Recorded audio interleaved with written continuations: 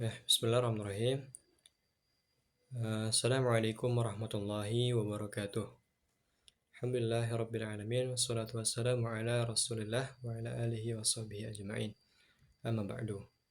Perkenalkan, nama saya Wafis Rezaki Puranto, Prodi Komunikasi Penyiaran Islam, Angkatan 23. Jadi pada video kali ini, Ana akan membahas dan menjawab soal pertanyaan tentang fundamental ekonomi, yang saya akan menjawab studi kasus yang pertama.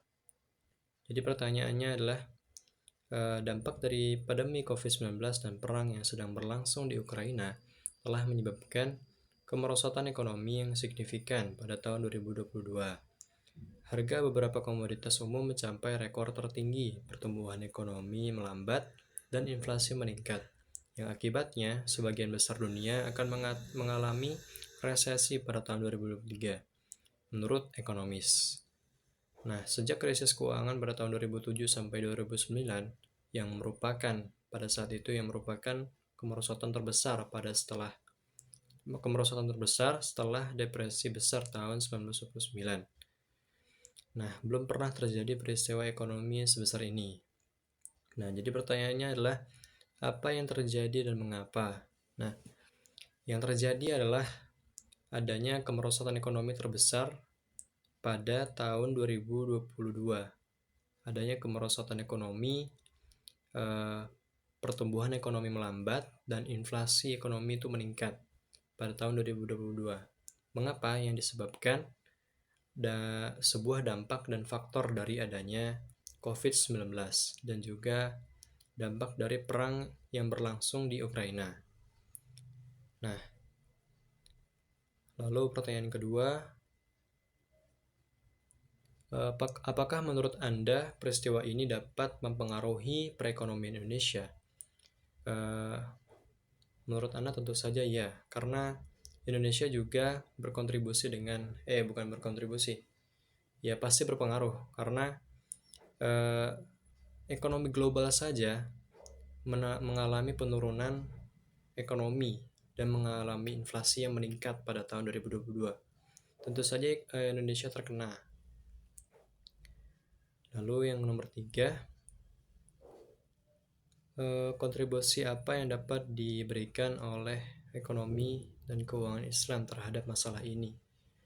Nah, kalau dalam ekonomi Islam dapat memberikan sebuah kontribusi, yakni larang-larang riba, dan adanya keadilan dalam berekonomi, dalam berjual beli juga, dan juga memberikan zakat dan sedekah, dan memberikan keadilan dan kesetaraan. Lalu pertanyaan nomor 4, kebijakan apa saja yang dapat diterapkan oleh negara atau bank sentral lembaga terkait untuk mengatasi masalah ini? Nah, untuk mengatasi dampak ekonomi yang disebabkan oleh pandemi COVID-19 dan juga perang di Ukraina yang sedang terjadi,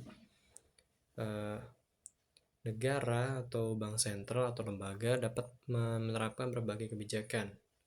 Nah, kebijakannya itu seperti kebijakan moneter, seperti mengadopsi kebijakan moneter yang ekspansif, atau tidak mengadakan adanya riba, dan juga adanya kebijakan bisnis, yaitu pada saat pemerintah dapat memberikan intensif keringanan pajak atau bantuan lainnya kepada bisnis untuk membantu mereka bertahan selama krisis dan mempercepat pemulihan ekonomi. Lalu ada kebijakan pemulihan ekonomi yang berkelanjutan. Pemerintah dapat mendorong investasi dalam sektor-sektor yang berpotensi untuk pertumbuhan jangka panjang dan keberlanjutan seperti energi terbarukan, teknologi digital, atau pendidikan dan pelatihan tenaga kerja. Oke, pertanyaan selanjutnya. Apa proyeksi Anda mengenai masalah ini di masa depan? Kalau menurut Ana, proyeksi ekonomi di masa depan, apa proyeksi masalah ini di masa depan? Ya, jadi proyeksi masalah ini, kalau misalkan krisis ekonomi ini terus berlanjut pada saat di masa depan, ini tergantung beberapa faktor. Apabila adanya COVID-19 ini muncul kembali, atau misalkan perang Ukraina yang masih terjadi, atau perang-perang yang lainnya seperti perang Palestina dan Israel yang selalu terjadi dari dulu sampai sekarang, itu tergantung beberapa proyeksi dan juga respon dari kebijakan pemerintah dan juga lembaga internasional. Namun beberapa proyeksi yang mungkin termasuk ketidakpastian ekonomi yang berlanjut. Jadi misalkan kalau misalkan pandemi COVID-19 ini terus berlanjut atau munculnya varian baru yang seperti virus-virus baru, atau terjadi sebuah konflik selain konfliknya perang Ukraina masih belum terselesaikan itu, maka ketidakpastian ekonomi ini dapat berlanjut, bisa saja naik atau bisa saja turun, dan juga ini dapat menghambat investasi dan konsumsi, memperlambat pertumbuhan ekonomi juga. Lalu ada juga inflasi yang tetap tinggi. Jika tekanan inflasi tetap tinggi akibat gangguan pasokan dan permintaan yang berlanjut, maka ada tekanan kebijakan moneter untuk menaikkan suku bunga dalam mengendalikan inflasi. Makanya penting dari kita untuk menerapkan sistem anti riba pada sistem ekonomi sekarang ini. Mungkin demikian pertanyaan yang dapat saya jawab dari studi kasus yang pertama ini.